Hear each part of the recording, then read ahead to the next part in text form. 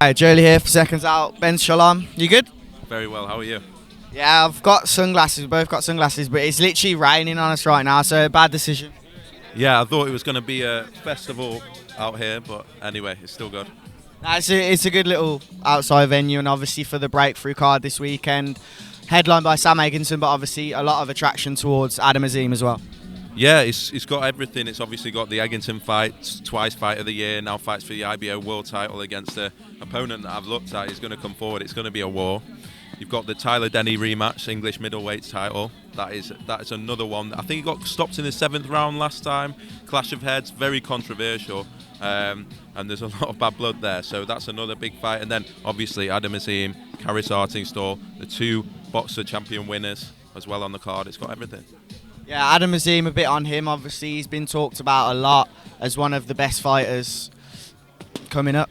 Yeah, I think with Adam, it's a difficult one as a promoter. Obviously, I'm new really in the game, and when you've got a talent of that size and you believe, wow, we've got someone, it's hard to know how quickly to push him, how to take the pressure off. But because he just deals with it so well, and because Shane's every time telling me, no, level needs to go up, level needs to go up, level needs to go up, you have to listen. And I think, I look at him now, I think he's on the pads, 19 years old, doesn't feel the pressure, he's obsessive.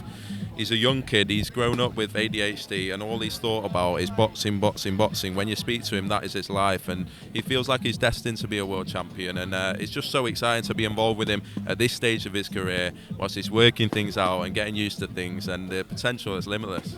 Yeah, and you spoke about Dillian Chima's audience, the Punjabi Indian audience that he brings to fights, and he brought, obviously, with a good start to the year. But a fight with Azeem, that Pakistan-Indian rivalry, that would be massive. It would be huge. I mean, I was saying up there, honestly, when I'm out and about, the amount of Punjabi, Indian, Sikh guys that come up to me, Dillian Chima is this. I think they've finally got someone they can look up to in the professional sport that they've not had before. His fan base is enormous. He's only just won a tournament, and I think the tickets he sold on Saturday night is crazy. And then Azeem, we know that he sells huge amount of tickets, has a big following as well, and yeah, it's Pakistan v India, isn't it? I think that's going to be a huge fight even in 2 or 3 fights time. But delight for Dillian, he's had to do it the hard way. He's not got the whole circus that Azeem has around him. He's had to come through almost an unknown. I didn't expect him to win the tournament. Now he's here, and he has that fan base, and he's shown every attribute in that tournament to become a great fighter, and I'm excited for him. Yeah, I'm excited for the Clarissa Shields, Savannah Marshall. I know September's quite a while away, but how far from the announcement? Because it keeps almost getting pushed back. Well, no, there's a lot of speculation. I've seen a lot of people think they know when it is, what it is. Next week or so it'll be announced. Obviously, it's been a long time coming for me, but it's been a long time coming for Clarissa and Savannah as well. For Clarissa, she wanted to fight Savannah since she turned over. That was her one loss in the amateurs. She's gone on to amazing things, and for Savannah, this is everything. This is what she dreamt of since she was a Sky Scholar, since she came through the whole way. When she started fighting with us, she was on like the middle of cards. She's headlined twice now on Sky. She feels very confident. She feels she can take out possibly the most well-known boxer in female boxing, in Clarissa Shields, and it's an absolute monster, and we've seen that by the anticipation, the numbers, the interest in that fight is huge, and I can't wait to announce it. I remember you saying to me that was the first fight, I believe, when you signed like the deal with Sky that you wanted to make. Yeah, exactly that. It was one I saw miles off. I really wanted Savannah on Sky. I did everything I could to get her, and thanks to Mick Hennessy, we managed to do that, and think she's gone from strength to strength, and it's shown it's been an obvious move, really, headlining on Sky.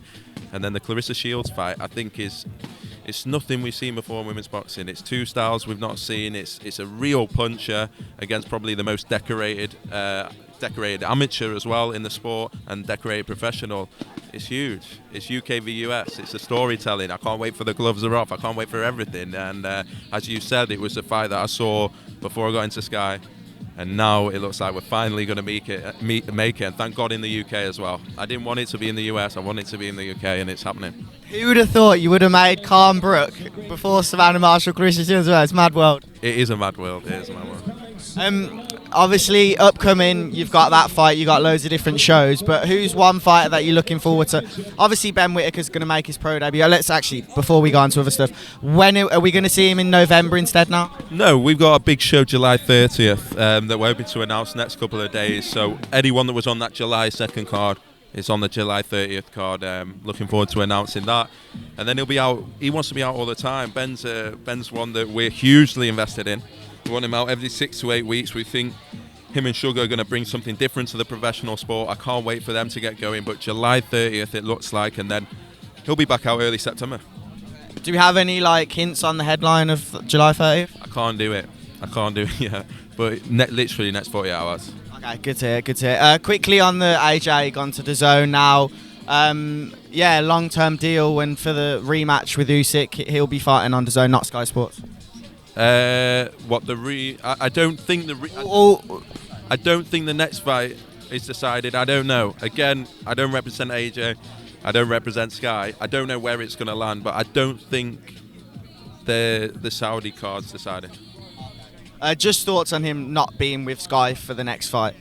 Look, it's I was saying to our stable, it's great news for them. It's obviously for Sky. They've had such a long history with AJ. I don't. Obviously, it seems like he's going to stay boxing for a long time, according to that deal. But I think Sky have done very well out of Anthony. He's done very well out of them. It seems to be amicable. Again, it would have been great to have him on Sky.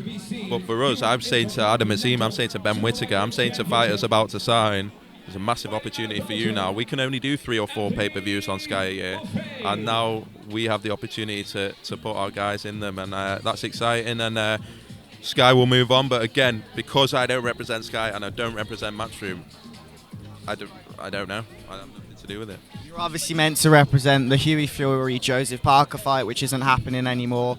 As for the Ricky Hatton show, is that going to be moved to the November? Yeah, so what it was is, it was a big fight for Hughie. It was a final eliminator of WBA. We've been waiting for so long. We couldn't just put Hunter in with someone else. That's his fight. That's his final eliminator. That's what the WBA want. And then Ricky wanted to be with that card as well. And so we said, you know what? We've got a big show on July 30th. Let's look after whoever is going to be on that card on July 2nd and do a big show in Manchester in, I think, when is it? It's in October, I think. And so everyone's back out, and it'll be the same card at the Manchester Arena. I made a mistake. I said Parker. I meant, obviously, Hunter. One more thing. I've spoken to you about Dillian White before. Obviously, Sky Sports has been his home for a long, long time now. What interest to you does he have? I'm not saying is he going to sign with Sky. What would that add to your boxers platform? Dillian White, I think, still got a lot left. I think he actually it was a bad night against Tyson. It wasn't the Dillian that we'd seen. I think we can see so much more. I know he wants to continue. I know he does. He wants to show what he can do, and he'll box again, I'm sure, maybe in autumn this year. Seems like it. Would obviously love it on Sky. Would obviously love it with us.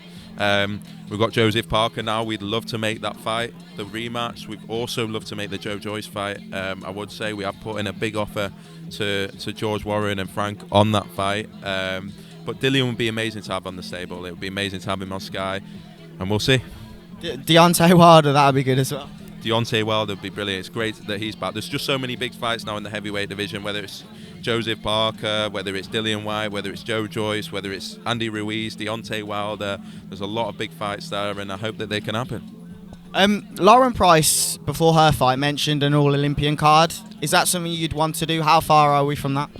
I'd love to do it. I think Fraser's just coming back. Fraser Clark will be out July 30th after his injury. Can't be good to get him going again. I think we'll look at Birmingham. Obviously, Ben, Fraser, both from Birmingham, both really want to grow their fan bases there. And then Lauren, Caris, Caroline can easily do it. Hopefully October, maybe October, November. But yeah, it's something Lauren and Caris been pushing for a while. It was such a successful team, that Tokyo Olympic team. They're very, very tight knit, and they want to progress together. Cool. All right. Thanks for your time, Ben.